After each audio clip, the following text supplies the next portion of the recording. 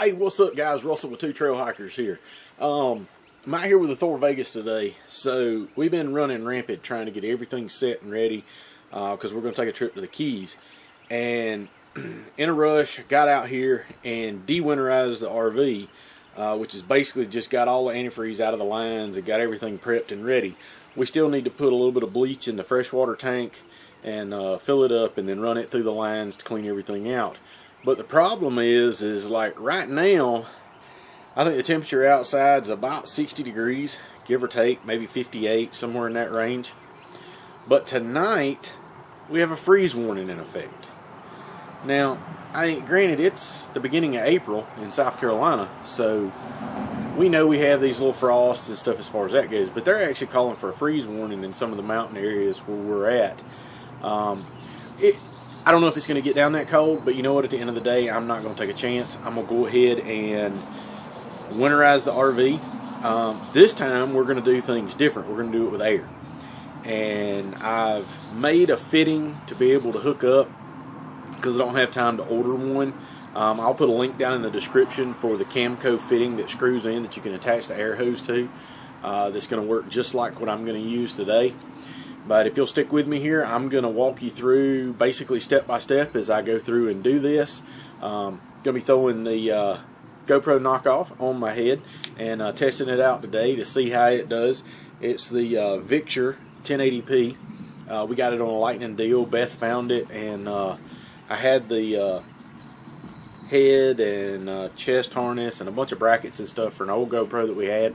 So we're going to give it another run, and normally do a lot of my action stuff with the TG tracker, but a little bulky to put on your head and stuff as far as that goes. So we're going to give this a shot, test it out. We're going to take it to the Keys, use it underwater, not worry about the salt water. So stick with me, and we're going to get this thing rocking here, guys. Okay, guys, so here we are. This is basically just a central pneumatic compressor. Got it from Harbor Freight. They're not real expensive. I think you get them with 20% coupon and get them for about 80 bucks, give or take. This one works good for us, but the key thing that I like about this is it has this regulator on it. You can tell it's been down in the shop. It's pretty dusty. Right now, we're sitting at roughly 100 psi, give or take. Actually, no, that's probably about 110. We definitely do not want to put 110 pounds of air pressure through the line into the RV. That is an absolute no-no. So right now our regulator's set at 0. And what I'm going to do is I'm going to dial it up slowly. And we're going to set off right about 30. And then I'm going to go a little bit past 30. Because I know once we start flowing the air, the pressure's going to go down. So we're sitting right about 30. I'm not going to go over 40. Just for the simple fact I don't want to blow the fittings loose or anything like that. We're not going to have that much water pressure at any time. And we're really not going to need it. So what we'll do now is we'll hook the hose up just like that, and this one leaks, so you're probably going to hear the compressor come on and off a time or two. But alright, so we got a set. We're just shy of 40, full compressor. Okay, so we're over here with the RV now, and this is a piece that I made. Like I said, I'm going to put a link in the description down below to the Camco one that is basically just a direct fit that fits in. This is nothing more than a hose pipe repair bib that I had laying around, and air chuck fitting that fits my air hose. And this was a piece of tubing that I had left over from where I installed our tank tornado to wash out our black tank, which we really had good luck with it.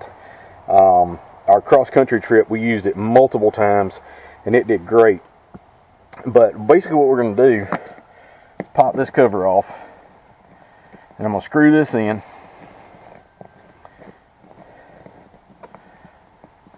Alright, now let's see. Got the keys here. Open the shower up.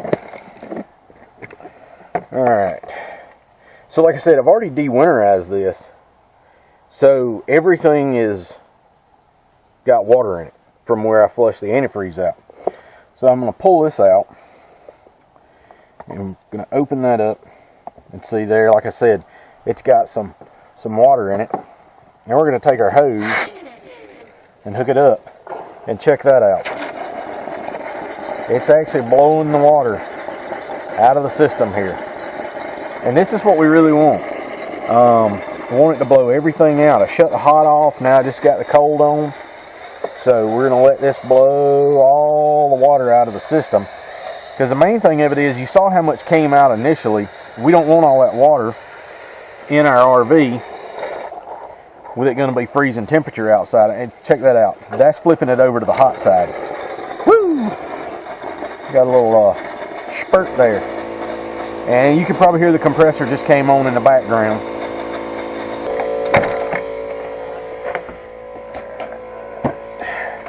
Turn some lights on. And like I said, we've been out here working, so we got the couch cover and stuff is sitting around and everything. But right now, I mean, look at how much water was in that system just from flushing everything out. If we'd have left that in there, this definitely would have frozen. And you can see here, I mean, we've got, this is 80% of the water out of the system already, just doing that. And that's where I go back to that 40 pounds of pressure. I didn't want to put an extensive amount of pressure on it. I'm not looking to blow fittings apart or anything like that. All I'm looking to do is get the water out of the system.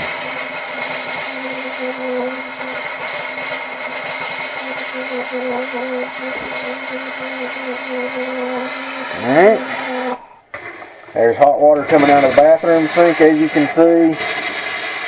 Try not to splash it everywhere.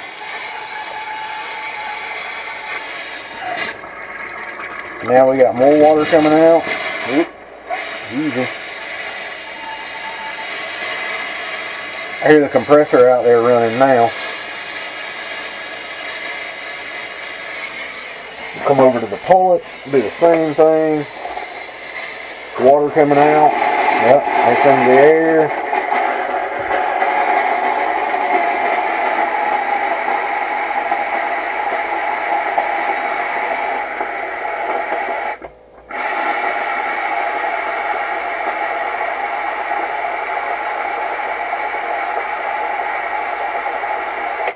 Alright, then we're going to pop our shower head down. Water coming out of it. Yep.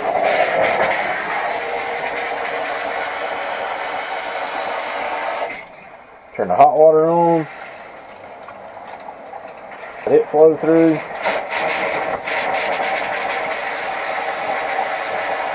So, basically now what I'm going to do is I'm going to go back to each individual faucet, the toilet, the bathroom, and then come in here to the kitchen, and we're going to drain every bit of the air and water out of it. There's still some residual left in there, but what I want to do is basically let this run until it completely clears out. Okay guys, that's it. Basically we went through, we hooked the air pressure up to the RV, blew all the lines out until we didn't get any more water coming out. I'm sure there may be a drop or two of water somewhere along the way, but the lines aren't full. They're not going to freeze, expand, and bust. We're not going to blow the couplings out or anything like that. So we should be good for tonight. I think the temperature is going to get down around 30 degrees, give or take. Given the fact that the RV is not heated, it's sitting outside exposed. Wind chill is going to bring it down a little bit more, maybe get us in the upper 20s.